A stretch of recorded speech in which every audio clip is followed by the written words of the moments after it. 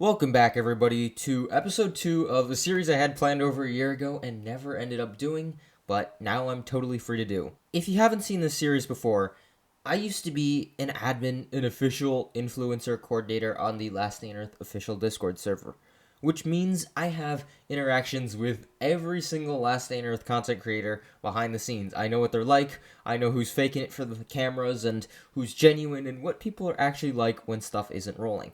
And as a viewer, I've always found it absolutely fascinating to see who your favorite content creators are behind the scenes. I got this idea from Connor Pugs, who talked about his experience with Minecraft YouTubers behind the scenes, and this is my experience with Last Day on Earth and Frostborn content creators behind the scenes, because I will be honest, there are some creators who are very different behind the camera, and I am absolutely free to talk about it now, so why not? I always found it interesting as a viewer, so I hope you do too.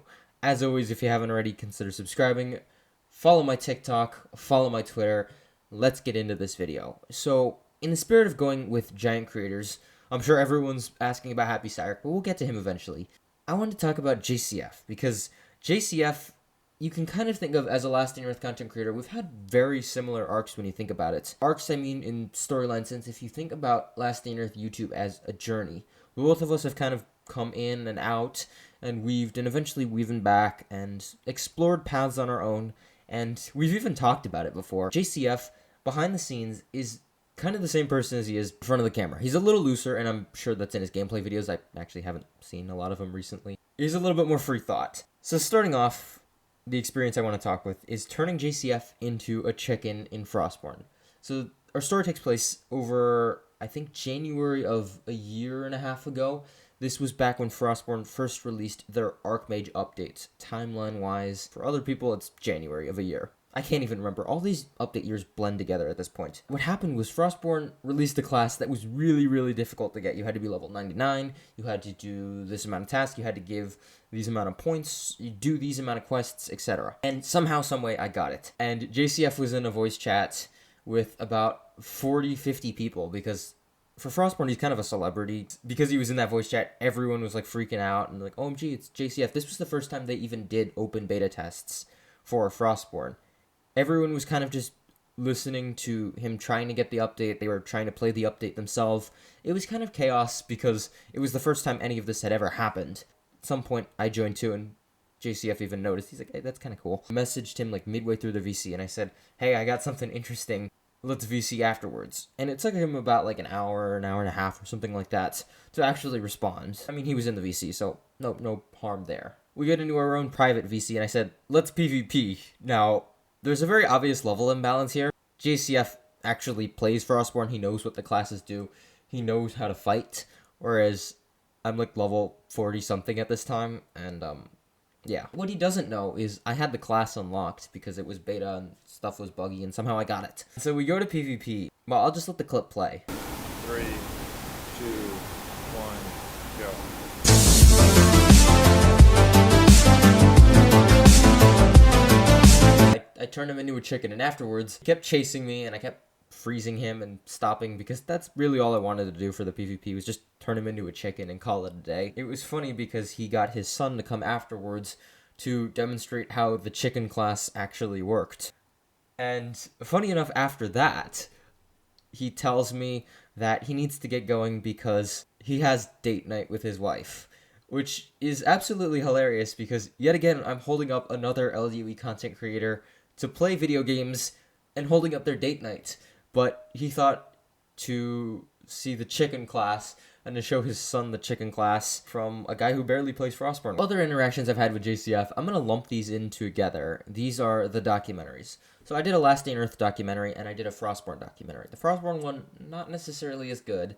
The LDUE one is really, really good. For the Last Day on Earth one and the Frostborn one, I had interview portions where I would talk to a Last Day on Earth / Frostborn content creator and talk about them, about the history of the game, where they see it headed, and their reflection on it, essentially. When I would do this with JCF, I had 5 questions prepared. These were short questions like, where do you see the game ending up?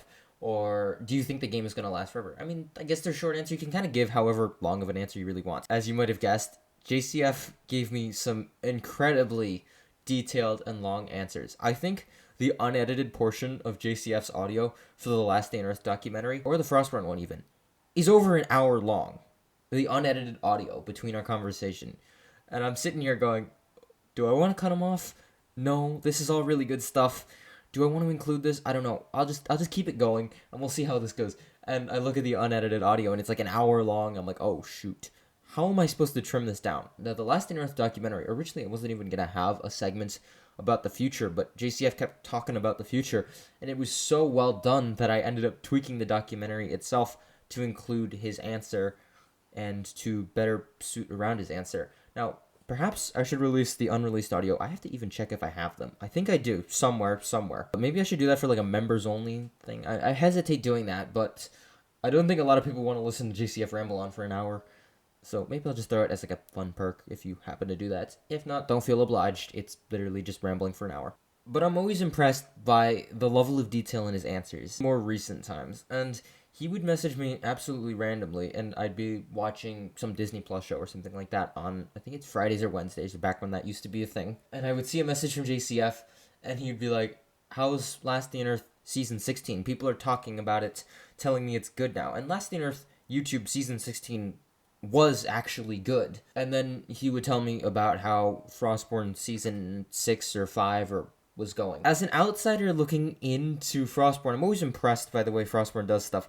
But he would tell me, no, people are actually complaining because he would go into these beta updates and there'd be all this hype, all this speculation about, hey, all this stuff looks really, really cool. And then the actual update would come out and I'd see videos from him like, this update actually sucks, honest thoughts. And I claim credit for honest thoughts. I swear he started doing that after. But I found it cool that he would just message me, of all people, asking how Last Day on Earth YouTube would go. The last little story I want to leave off on is, y'all know how JCF was planning to film his Last Day on Earth in real life. I have no idea if he's actually doing it now, but what's cool enough is when we were talking one time, and we were sort of explaining and talking through some of the nuances that would go through. You know how in Last Day on Earth you kill a zombie in the green zone, right? And parts and the blood goes flying everywhere. He didn't actually realize about that nuance and how difficult that was actually going to be in recording it. At the very end of our conversation, he did ask if I would be open to helping him film, which is super interesting because,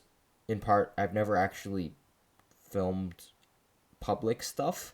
I've done a bunch of camera work stuff that I've never actually uploaded, which are always very interesting to see, but it was cool that he was interested in assistance with helping film, which honestly I might even consider taking up on, because, I don't know, it would be interesting. JCF IRL vlog. A very interesting video. I wonder if he'd be even open if I had a camera and we're filming IRL vlog stuff. I guess we'll find out sometime. Anywho, that's it for JCF and all of my experiences with him. They're pretty positive. I will tell you that every experience with Last Day on Earth content creators is not going to be overwhelmingly positive, but just for the initial start of the series, I figured I'd talk about these content creators. My experience with them has been positive. Cool enough to invite me to go film an LDUE video, which, dang, IRL. JCF IRL. Everyone in the comments spam JCF vlog IRL or something like that. That'd be funny.